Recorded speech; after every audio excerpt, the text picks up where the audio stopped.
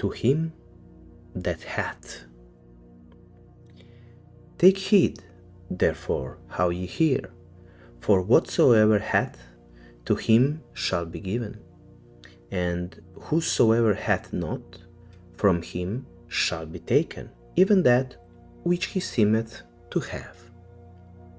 Luke 8:18. The Bible, which is the greatest psychological book ever written, warns man to be aware of what he hears. Then follows this warning with the statement, "To him that hath, it shall be given, and to him that hath not, it shall be taken away." Do many look upon this statement as one of the most cruel and unjust of the sayings attributed to Jesus, it still remains a just and merciful law based upon life's changeless principle of expression. Man's ignorance of the working of the law does not excuse him nor save him from the results. Law is impersonal and therefore no respecter of persons. Man is warned to be selective in that which he hears and accepts as true. Everything that man accepts as true leaves an impression on his consciousness and must in time be defined as proof or disproof. Perceptive hearing is the perfect medium through which man registers impressions.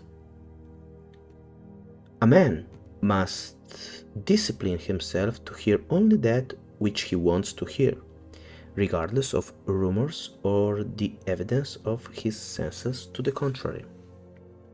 Again, a man must discipline himself to hear only that which he wants to hear, regardless of rumors or the evidence of his senses to the contrary. As he conditions his perceptive hearing, he will react only to those impressions which he has decided upon. This law never fails. Fully conditioned, man becomes incapable of hearing other than that which contributes to his desires. Fully conditioned, man becomes incapable of hearing other than that which contributes to his desire. God, as you have discovered, is that unconditioned awareness which gives to you all that you are aware of being. To be aware of being or having anything is to be or have that which you are aware of being. Upon this changeless principle, all things rest. It is impossible for anything to be other than that which it is aware of being.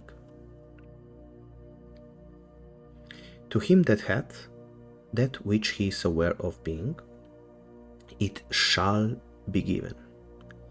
Good, bad, or indifferent, it does not matter.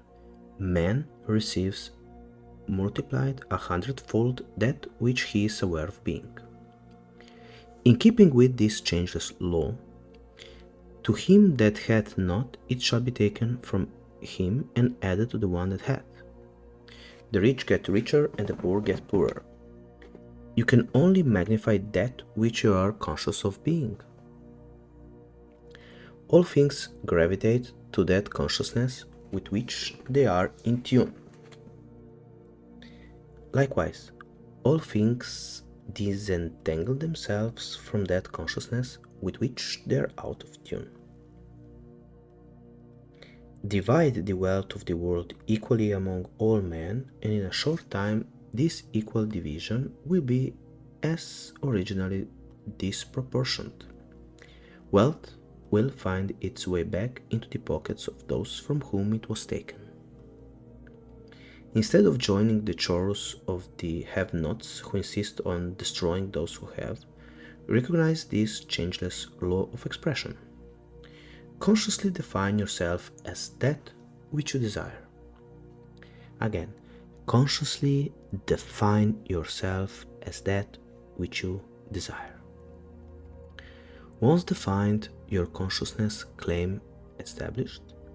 Continue in this confidence until the reward is received. Again, once defined, your conscious claim established, continue in this confidence until the reward is received. As surely as the day follows the night, any attribute consciously claimed will manifest itself. Thus, that which to the sleeping Orthodox world is a cruel and unjust law, becomes to the enlightened one of the most merciful and just statements of truth. I come not to destroy but to fulfill. Matthew 5:17. Nothing is actually destroyed. Any seeming destruction is a result of a change in consciousness. Consciousness ever feels full the state in which it dwells. The state from which consciousness is detached seems to those not familiar with this law to be destructive. However, this is only preparatory to a new state of consciousness. Claim yourself to be that which you want filled full. Nothing is destroyed, all is fulfilled. To him that hath, it shall be given. Christmas.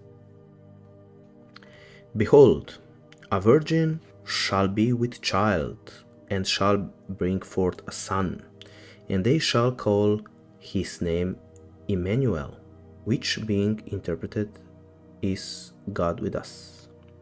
Matthew 1:23.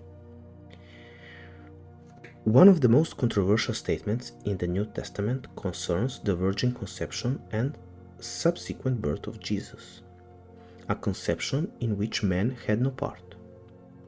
It is recorded that a virgin conceived a son without the aid of man, then secretly and without effort gave birth to her conception. This is the foundation upon which all Christendom rests. The Christians or the Christian world is asked to believe this story, for man must believe the unbelievable to fully express the greatness that he is.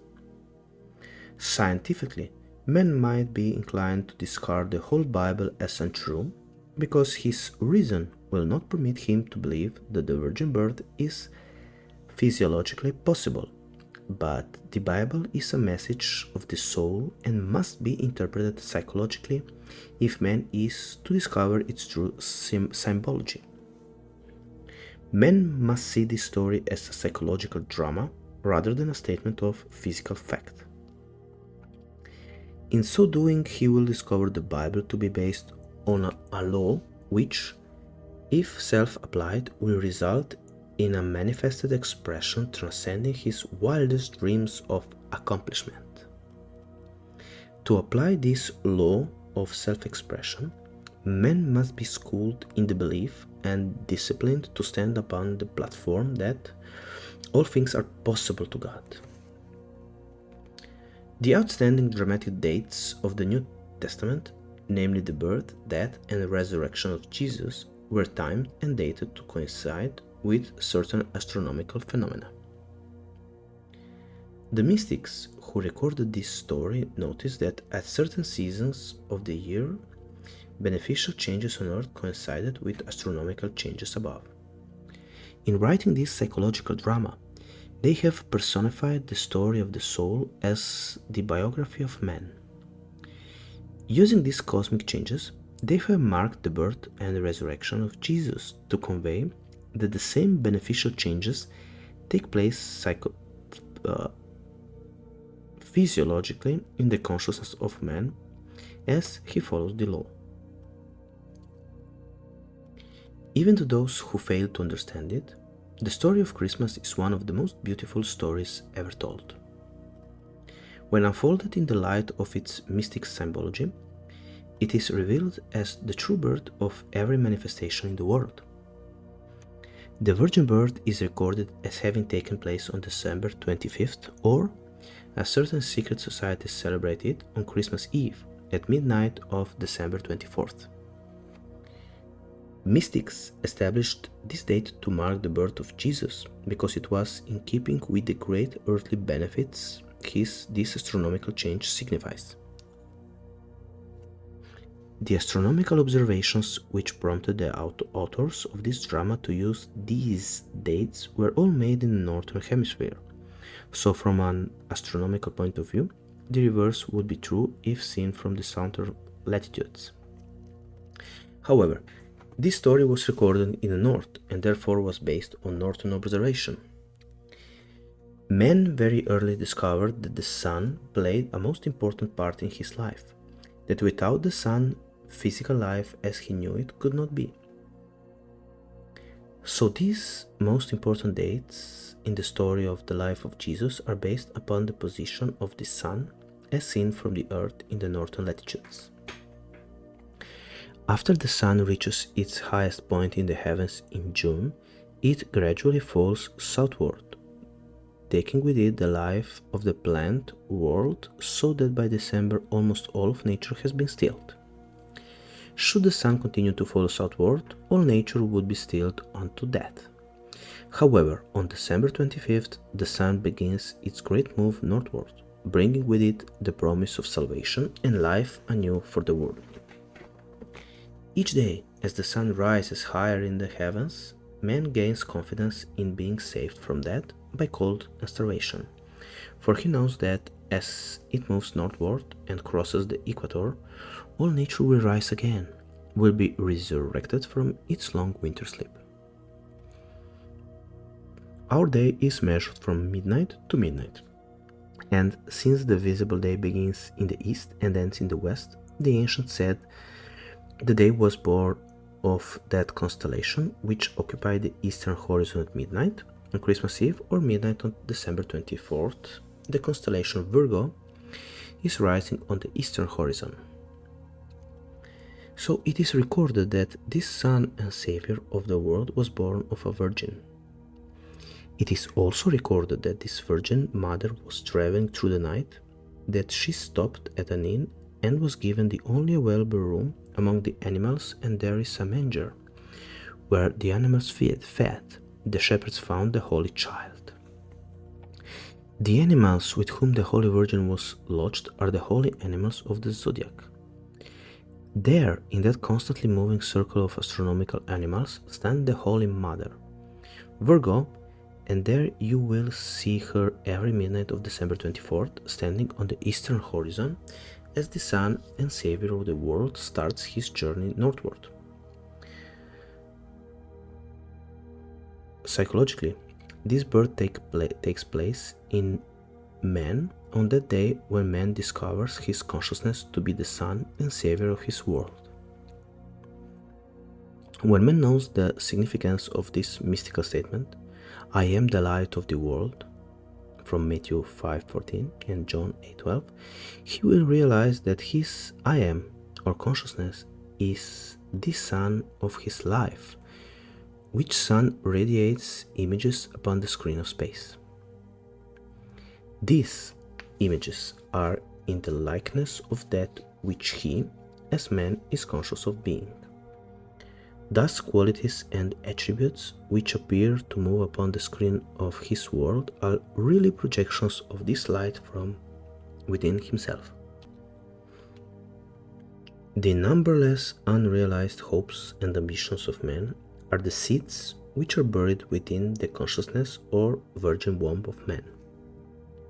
There they remain like the seeds of earth, held in the frozen waste of winter, waiting for the sun to move northward or for man to return to the knowledge of who he is.